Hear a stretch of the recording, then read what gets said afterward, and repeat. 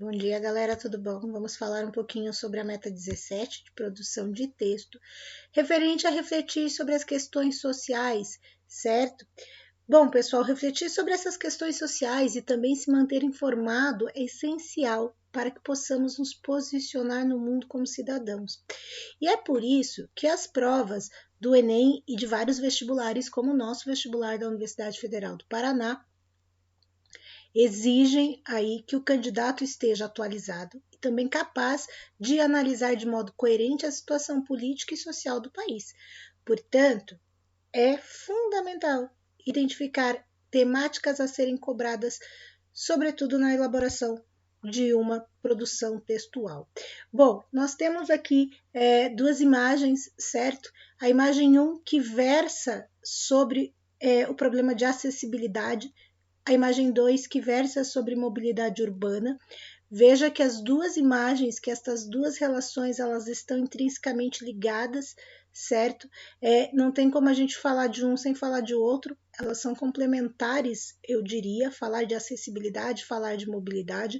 Os dois temas, eles remetem aí a questões muito maiores, e nós temos que olhar um texto desse, um texto não verbal, e conseguir identificar a questão que a prova quer nos cobrar, certo?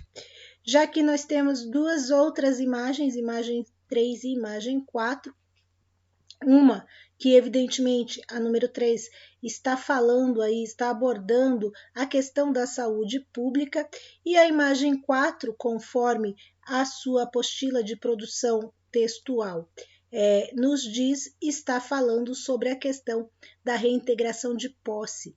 Outras duas questões muito polêmicas e que exige que o candidato esteja aí atualizado nestas questões, para que ele possa elaborar uma boa produção textual. Falando um pouquinho de tema, tese e argumentos, a gente sabe que todo tema ele está vinculado a um assunto mais amplo, então quando a gente pega uma imagem daquela, por exemplo, de acessibilidade, a gente sabe que aquilo faz referência a um assunto muito mais amplo, como, por exemplo, a acessibilidade, ela está ligada à mobilidade, a acessibilidade está ligada à questão do bullying e várias outras questões que devem ser discutidos. Então, o assunto inclusão social das pessoas com deficiência, por exemplo, abarca uma série de temas, como inclusão na escola, bullying, inserção no mercado de trabalho, acessibilidade, entre outros. Para que a gente possa desenvolver o tema de uma redação, é essencial que apresentemos uma tese, ou seja, pessoal, é uma ideia que a gente quer defender. Além disso, a relação que o tema deve ter com a tese, é preciso apresentar argumentos que comprovem essa tese. Lembrem aquilo que eu sempre falo para vocês, argumentação científica, argumentação pautada na verdade, argumentação pautada numa figura de autoridade, porque esses argumentos eles são elementos de extrema importância para o convencimento do leitor sobre a ideia exposta. E lembrem que quando a gente produz um texto para o Enem ou para o vestibular, a gente faz com o intuito de convencer aí o nosso corretor, certo? Ao juntar tema, tese e argumentos, nós temos os elementos base para o desenvolvimento de um texto dissertativo argumentativo.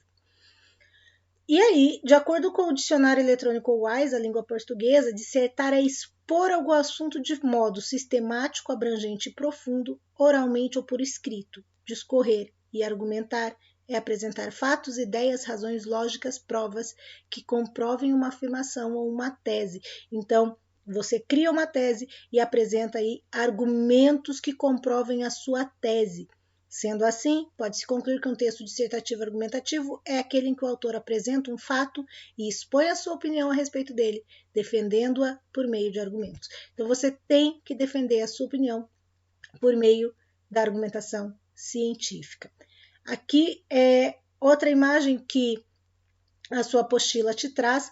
Dessa vez, galerinha, veja que essa imagem você tem aí um texto não verbal, mas com o auxílio de um texto verbal. Então, você tem aqui essa imagem do homenzinho em cima da montanha de dinheiro, essa do outro homenzinho em cima de uma montanha de papelão, mas agora ele está te auxiliando. Olha o que ele te dá: infográfico, desigualdade de renda no Brasil. Então, você já sabe que a parte não verbal está falando sobre desigualdade de renda. E aí você vai analisar os fatos dessa imagem não verbal. Veja que o homem que está na montanha de dinheiro, ele está vestido de uma maneira melhor, e quando eu digo melhor, eu estou dizendo com roupas mais apropriadas, ele provavelmente não está passando frio, ao entorno dele tem moedas, certo? Então aí toda uma questão de como essa pessoa ela está melhor colocada na vida, enquanto o outro ele está em cima de um monte de papelão, sem as roupas, sem vestes adequadas, e em torno dele tem lixos. E aí você tem que pensar nas questões que abrangem a desigualdade social quando você olha uma imagem como essa. Gente, posicionamento. Os temas mais comuns na prova de redação do Enem são relacionados à cidadania, certo? Então, esse tipo de prova espera que o participante não se limite a identificar o problema. Ok, identifiquei aqui que está falando sobre desigualdade de renda, mas não é só isso. Eu tenho que expor a minha opinião sobre a desigualdade e, além disso, propor uma solução que respeite os direitos humanos, certo? Bom, a melhor forma da gente se preparar para esse tipo de prova, além, obviamente, de aprender os mecanismos que constituem a língua portuguesa, é manter-se informado sobre os temas que podem compor a avaliação. Como que a gente se mantém informado? Tem que ler bastante, prestar atenção nas outras disciplinas que estão apresentando aí essas questões sociais, como história, sociologia, filosofia, geografia, e trazer esse conhecimento de mundo para a sua proposta textual. Gente, muitas vezes o tema da redação pode fazer o candidato escolher um projeto argumentativo contrário às suas reais convicções, e isso acontece. Por quê? Porque a prova quer analisar se você sabe escrever sobre variados temas, você concordando ou não com aquele tema. Porque se você sabe escrever bem, você vai conseguir escrever sobre qualquer assunto que ele te coloque, certo?